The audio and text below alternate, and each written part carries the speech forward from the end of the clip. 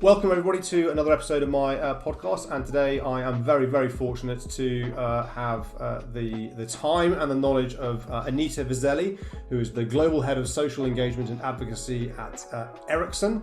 And I think I saw Anita on LinkedIn Live you were doing, I think, with LinkedIn Sales Navigator, and then we connected, and you've very kindly given up some of your time to share through your experience. So before we kind of get into your article, which caught my eye, 4 research-backed tips to help you plan your 2021 social media strategy, can we give the audience a little bit of your history, your background, kind of who you are, and how you've got to what you're doing, I guess? Of course. Thank you for the introduction. So I don't even remember how many years, and maybe I just don't want to say it, experience I have across marketing and communication. So I started with PR and marketing, demand generation, corporate relations, investor relations, so pretty much like you name it. And I've been using social media ever since the beginning. And there was one point at Ericsson, whenever we started to work with integrated marketing, and social media or digital marketing was quite unique experience. And then I specialized on social. Mm-hmm. So in my current role, in the past 4 years, I've been leading with that super long title that I'm impressed that you could actually pronounce it and say it. What it means or entitles to say that I have the holistic overview from social listening to organic, paid, influencer marketing, employee advocacy, measurements, governance around social. So I really believe that, social media is not and shouldn't be owned just by marketing. Mm-hmm. It's really a bridge between external and internal comms. Yep. And it has to be embedded to all parts of the organization, from security to compliance to talent acquisition, sales, PR, marketing. And it's not just a channel, and it needs to work with your websites, with the SEO strategy. So it's something that is really at the center. And still so many people see it, as a free tool. It's not free. And it's really hard sometimes to show people that how much work actually or thinking just goes into one social post. Yeah, absolutely. And the work around it. So that's my kind of like unique position that I think really few have, because usually social or some of these elements that I've said, they are siloed across the company, and that's when you cannot really integrate it or have the full impact. And you're responsible for the whole of Ericsson, so Ericsson globally as a brand. I mean, so Yes. that's no small task, right? in terms of a company of that size. It's 180 countries and more than 100,000 employees. Wowzers. I struggle with my 5-year-old and our 3-year-old. You have that to deal with. Not sure which might be harder. So with that in mind, and it's and I totally agree with you in terms of the social and social media now it has to be baked into everything that you do at a business level across the organization. Both to your point, internally, you see obviously Salesforce, the recent acquisition of Slack, in terms of the direction that they're going. You see what Teams is now doing, and Microsoft, I think Viva, that they launched the other day, and how they're trying to draw all of this together. And it's interesting from my perspective, watching what has happened over the last 12 months because of the pandemic has forced organizations to consider social media in a completely different perspective. So, I mean, everybody knows what's happened and what's gone on. But what I'd be interested to understand from your perspective, in your experience, if an organization is going, right, we are where we are, this is not going to change. How do I start to think about building this into the culture of a business? Where do I start? You have your 4 points that we've mentioned, but let's flip it. Where should people start? What sort of things should they be thinking about? I think whenever it comes to employee advocacy, I think you always have to start with the basics. So usually if you believe that that's something, and we have Edelman Trust Barometer, we have all the research that it backs it up, that people are the most trusted source. Mm-hmm. And so many companies still focus on the corporate social media accounts that, I have my little own, and I own it, and don't take it away from me. But is that the most effective way to actually communicate and engage, not just broadcast? Mm-hmm. So I think first you need to build your case internally, because if you don't have the buy-in for a pilot to show that what it can bring, then it's a constant hurdle. And then I think it's having an employee advocacy tool in place that can help people, because usually some of them are like over social. That could be the young generation, and that's when you need to guide them that having photos of or sharing everything on Instagram, just like your lunch, it doesn't necessarily the same in a company environment. Those are things that you should, this is your playground, and then you can play within, and that's the safe way. And you have others who are just like so afraid of sharing, that if they share this, is it okay or is it not? They have the imposter syndrome, like why anyone would care like what I have to say, because what I know is like everyone knows. And helping them through that stage. So at the first step, like having that in place and having just like suggested posts, which is safe, the content is safe, and the post, that can be stage number one. Building out the training program that they can consume, and it's like e-learnings or online trainings plus being there as a support, is I think another element. And I know that these are so easy to say, but for us it also took years to get there. 2 years. Okay. And was that training, was that a combination of kind of in-person, online, e-learning, the kind of like the hybrid model of all of this? Exactly. And now we are in an advanced level where we can see the data from our employee advocacy program. And whenever we see that someone is inactive or an obese, then we can send them specified e-learning modules that we think that, these would help you. Okay. And whenever they take the next stage, then we can send them an additional 3 to 4. And we also have like coaching sessions, we have Kickstart programs, we have master classes. So we try to accommodate like all sorts of personas within our company. What is the content that is relevant for them? Because your sales teams need different content than marketing and comms. Your experts, a data scientist, is not interested necessarily in hardware development. So they need all sorts of content, and you also need to cater for that. So I think it's start small, and as you build, always show the results internally, and then get more support, because it's impossible to do it as like one person or as a side job. That's how I started. And like for half a year, that was like, my passion project. But it's fulfilling. No, it is, and it's certainly when when I work with clients, it's you see them come to life online. That's the beauty of it, and you see them come to life and go, oh my god, I did this and that happened, or this person connected with me, or that business meeting was generated because of that.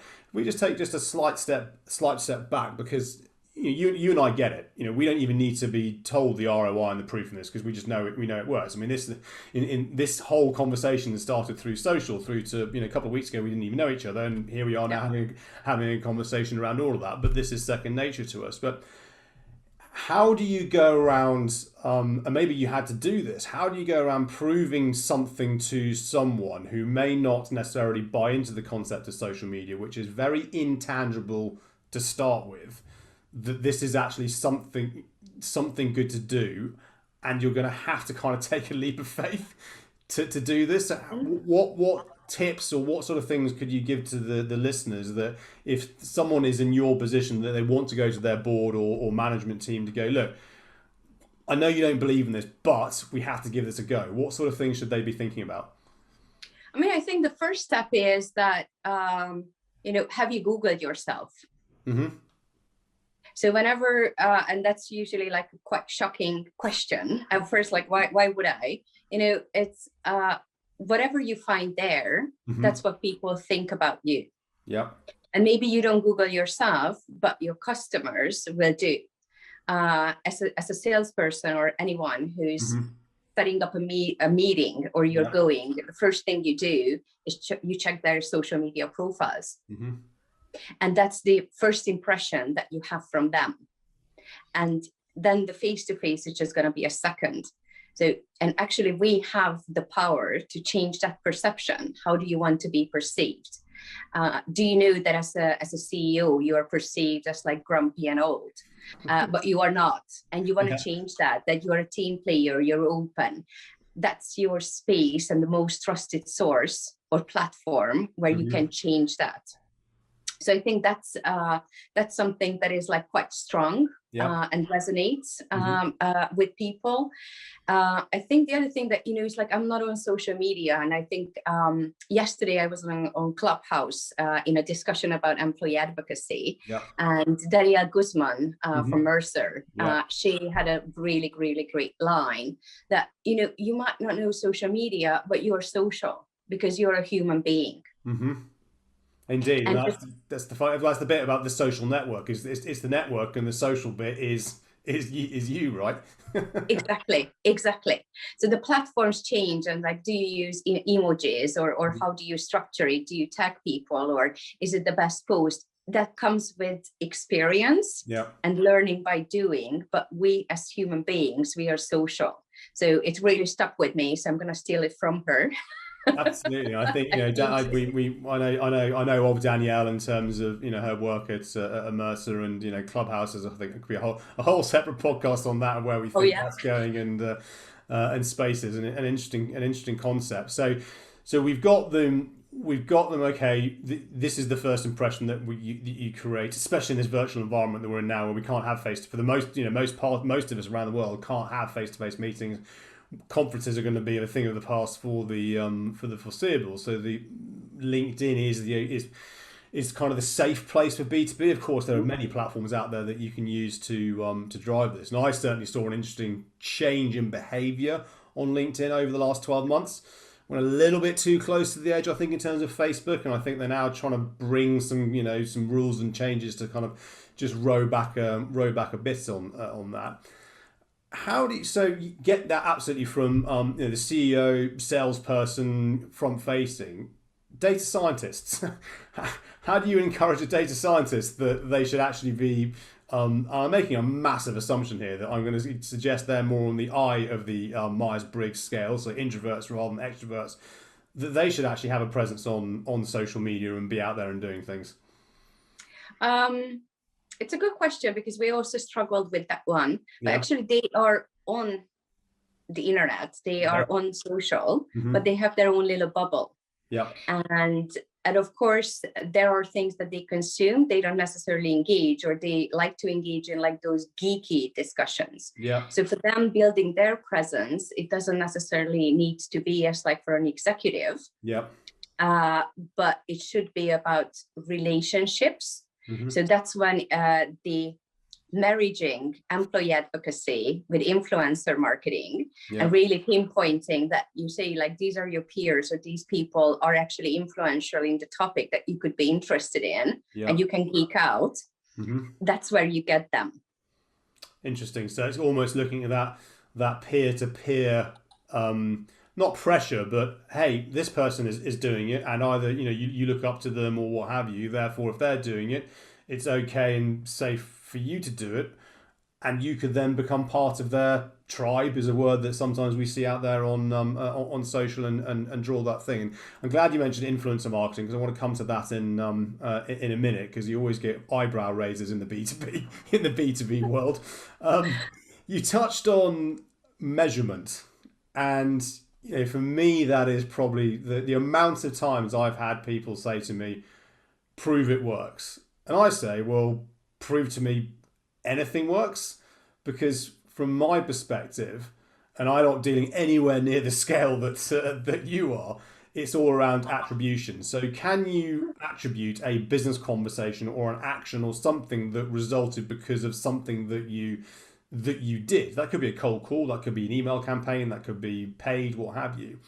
But in kind of the organic social world of social selling, if you want to call it that, or modern selling, digital selling, whatever it is, how have you been able to kind of prove that the 2 years that you've been, training and building this behavior internally within the business is now actually translating into something, whatever that something might be?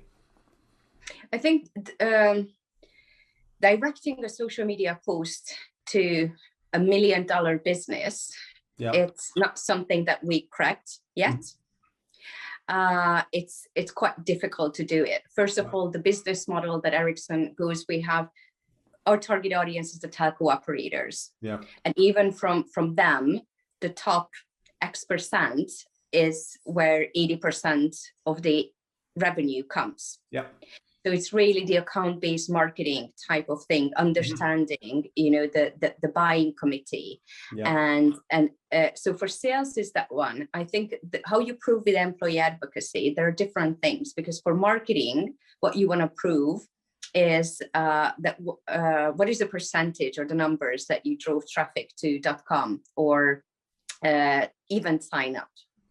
And our employee advocacy program, Team Ericsson, is among the top 5 sources. That's awesome. So that's, impressive. Is it for free? That's what they think. It's of course not for free, because tons of work goes there, just like the content curation, the platform, the e-learning module. So it's a huge amount of money that we spend there. But is it actually better and smarter than paid social campaigns? In some ways, yes, they are. Another area what we are also looking at, that is our executives or experts are connected to the right peers or influencers. And whenever we see that where we started, that, some of our competitors were more connected than our people, and I can see that how those bubbles are changing, that's again a proof. And everyone, and usually top management, is quite competitive. So they like to see that, we are doing better, or at least this is where we started. So that's also a good buy-in, that how do you compare to your competitors? And for sales, again, are they connected actually to our customers? And also showing that how that have changed compared to other companies. How are we evolving? So sometimes I think those numbers are proving, and I don't like to say, just like a dashboard with all the numbers and KPIs, because it doesn't give any context. So of course we, like, the social media team or the experts, we look at those, but these are the really valuable ones that I can really show how we are progressing. And I think they mean a lot. Indeed. And I think just to, for anybody that's listening, if we just take a step back to your comments around kind of proving that this drove traffic to .com or signups, is that because you're tracking those posts that are driven through the employee advocacy tool that you have, so you can then work out from that corporate account or that person's account that led to X impressions, X click-throughs, X signups, therefore we know that channel's working, versus that route we're getting nothing, so something's not working over here. So there does need to be some investment, I guess, in technology to support the ability to actually track this. You can't just go, hey, everybody start sharing stuff on whatever the social media platform is, and then manually ask everyone to go into their LinkedIn profiles, or how many views have you had? Or okay, fine, good to. I mean, that's not going to work. No, it's not going to work, and it's also reassuring to hear you talk about that you don't just want to show dashboards, because sometimes I've been, the outsider in a meeting, and marketing kind of give all these numbers, and management just sort of nods, going, "Oh, that sounds impressive. 1 million of this and 200,000 of that," and it's like, and Exactly. what does that actually mean in the cold light of day? Is that a good number? Is that a bad number? Where is that leading to in terms of, are we reducing our recruitment costs, for example, because we're getting more direct hires? Are we getting better brand visibility in a market that we weren't getting brand visibility, and so on and so forth? I guess then also the fact that I think it was, did you say 100 plus countries that you have to look after? Each country 180. in its own, 180, crikey. Each country in its own right is going to be unique in terms of subtleties of, narrative, language, different social media platforms, again, different experiences as that. So how does one even begin to think about managing that, or do you just let that cascade and that's dealt at a local level? I think first you start and you try to take different steps. So first you try the one size fits all, and whenever you fix that one, that you have like a good content flow, that what people are engaging with, you understand it, you start to extend it, you start to onboard your business areas, market areas, to buy into the concept of employee advocacy.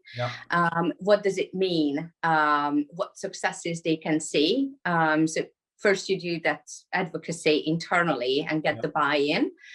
Sometimes it can take up to a year, while everyone understands in such a big organization. But some of them will come with you. You can train them as champions to work on the same knowledge, operations, governance, that the global team, that they are fully compliant and we are working as one team, that you are not creating 100 versions of the same employee advocacy program. So that is the way to go. And of course, again, just like with each maturity, that first you start somewhere and then you have like all these hurdles, and then when you get to another stage, then you are facing different challenges what you need to solve. So I think we need to remember it's not going to happen overnight, and we really need to work as a team, but always find the people who are as passionate about it, or they also see the future and they can help you. And then slowly, I think all the others will understand and come whenever you can also show the results. And in terms of that kind of compliance piece around making sure that it's kind of the one employee advocacy program, rather than I've been in global organisations where people have gone rogue and gone off on a tangent. Is that, and especially obviously an organisation of your size, is that where the Team Ericsson concept comes in? That if you say Team Ericsson to any employee who's engaged with this, they know exactly what that means and what that stands for? I mean, hashtag Team Ericsson serves 2 or 3 maybe, or is on the line for 2 or 3 concepts. First of all, it's one team, it's one Ericsson. It's not the business area or the market area that I work with. I think it's like in big organizations, you can have that inside out thinking, but sometimes they also post externally that I belong to this and we have this competition, but no one understands besides your own little bubble, because it doesn't mean anything to them. Second, FTC compliance. So whenever Ericsson always takes it super serious, that whichever standard or compliance is the strongest or the strictest in the whole world, we try to and we want to comply with those regulations. That makes sense. And the FTC regulation says that if you're advocating on behalf of your company, and you need to have, it needs to be clear that you work for that organization. So in our social media and security group instruction, this is why we also say that you should identify yourself as an Ericsson employee. But whenever you advocate or share any type of content that is related to Ericsson, that you need to use a hashtag Team Ericsson to be compliant. And the third one, the concept is really, just for people that they can also engage with and they can find content and for measurement purposes. I was going to say absolutely, in terms of I've encouraged some of the large organisations and the marketing team must just make up a hashtag that is unique to you, so that at least you can see what's happening or not happening in terms of people posting or not posting with your contact, especially on platforms like LinkedIn, where their hashtag management is an absolute nightmare, and hopefully they will do something about that. I know they're building an audience engagement team out in San Francisco as we speak, but little tips like that to think about. Just create a hashtag that you can then follow, even if it's meaningless to the outside audience. It means something to you, and you can then you can then track. Are you able to share any kind of sort of great sort of personal stories, or from within Team Ericsson, or some great success stories that somebody's done this thing and that led to this cool thing happening? I think it depends, like how does it include any customer data or financial data.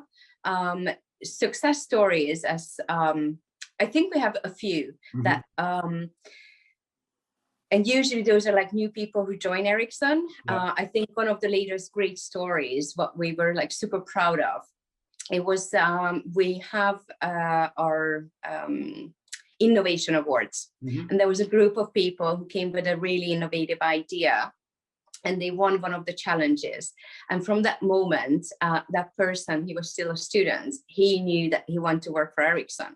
And he kept in touch with everyone. And finally, he could join the team. And it was just like, so, you know, along with the Ericsson values that we appreciate. There was another person who actually had to leave his own country. I believe it was Syria, and lives in the UK, and struggled through so many things and getting a university diploma. And he also works for Ericsson now. So some of those great stories, you know, that really is like heartfelt.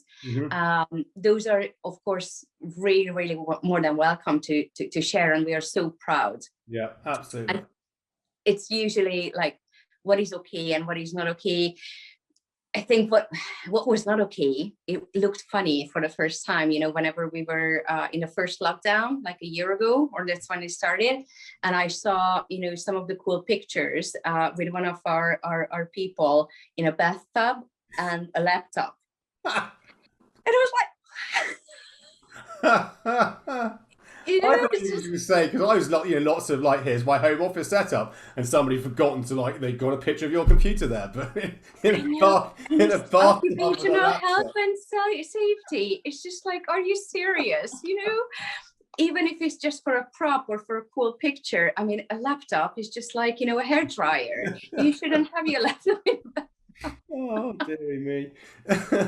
I guess that is also the risk, right, with social media, is that people will go rogue, not necessarily intentionally. They'll think that they're trying to be a bit clever, and it just doesn't quite land how they think it's going to land. And I guess that's part of the nature of the beast that is this hyper connected world that we that we live in.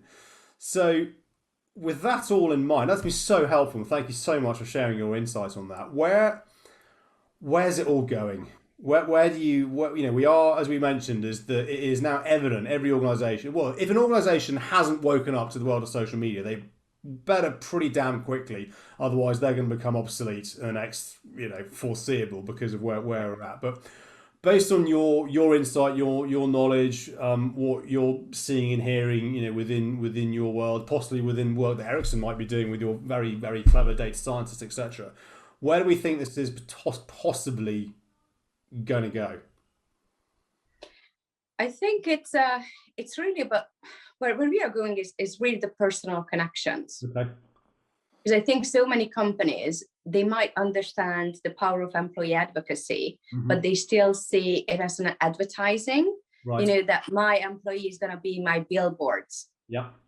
And I don't think that that's the right way to do, because we don't trust advertisement.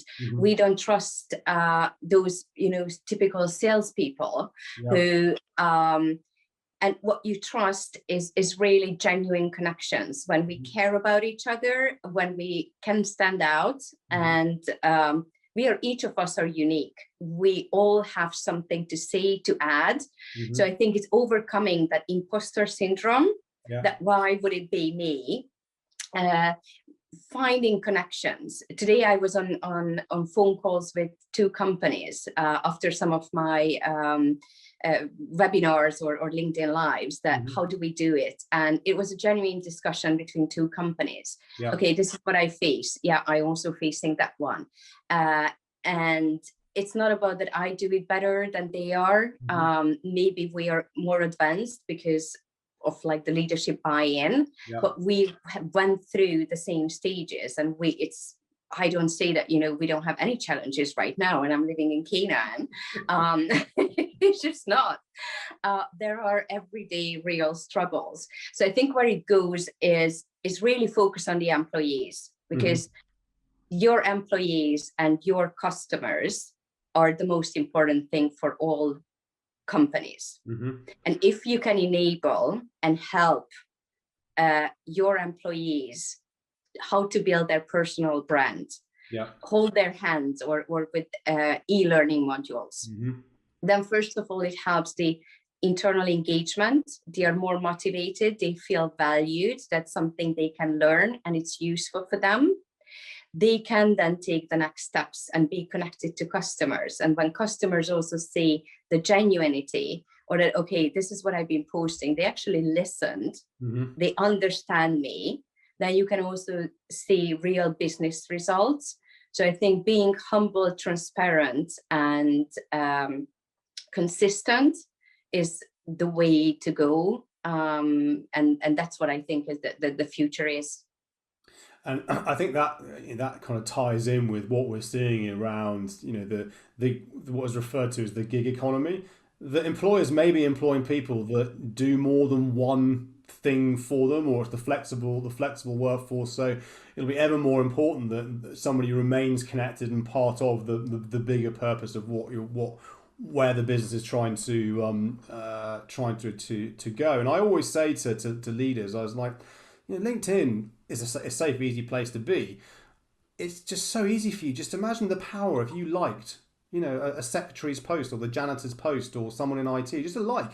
How much that means. That's not asking anything of you, really. Just to engage with that post and start to bring that connectivity back, because we can't walk the corridors, we can't have those, and in some situations it just wouldn't be appropriate for leadership to be engaging with these people, just because of the nature of how busy we are. And in terms of, I'm kind of fascinated as much by the channel, because the channel is the channel, right? Your audience dictates which channel you need to be on, but is the content consumption itself. And you look at what's happening on TikTok, you look at what's happening with Clubhouse and now Spaces and now Facebook. Kelsa Parise is going to create their own one, and probably someone else will create their own one. The next generation of employee coming through, I'm on TikTok, so I've got to be on TikTok, so I've got to understand it. I accept the security risks, but you get the security risks on Facebook, if I'm honest. Some of this generation of employees coming through, they are content creation machines in their own right. So for me, I think it's going to be an interesting challenge for an employer to keep that balance of the compliance piece, if you will, but not kill the creativity of this generation that's coming through, where this is just totally, it's almost like, why would you not be on social media? Of course I'm going to do this. And it's fascinating watching, I don't know if you are on TikTok, but watching, certainly in a B2C environment, how the corporate brands are now leveraging that 15-second, 60-second messaging, which is also an art in its own right, I believe. Yeah. Get your key points across in 15 seconds or 60 seconds that's engaging. So what are you seeing in terms of the content evolution in the round in all of this? Either at an employee level, you mentioned around, don't make sure you post a picture of yourself in the bath with a laptop or what you've had for breakfast, because that's here. But we are kind of seeing that shift and that blur, right, between business and home.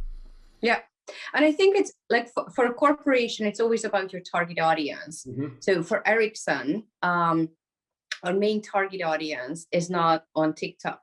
Yep, agreed. So until and they are not on Snapchat. So when Snapchat was new, and I also received so many emails from different parts of the organization that this is the hottest thing. Like, why Ericsson is not there? And I'm like, who do we sell to? Okay, are they on Snapchat? No. Okay, so do you see the reason why we are not there? That's the reason. Future employees, we also have segmentation. So we have like 10 different target audiences, sub audiences that we really know that's where we need to find our future talent. So we are again focusing that, okay, these are their personas. These are this is where they are. That's where we are putting all of our efforts.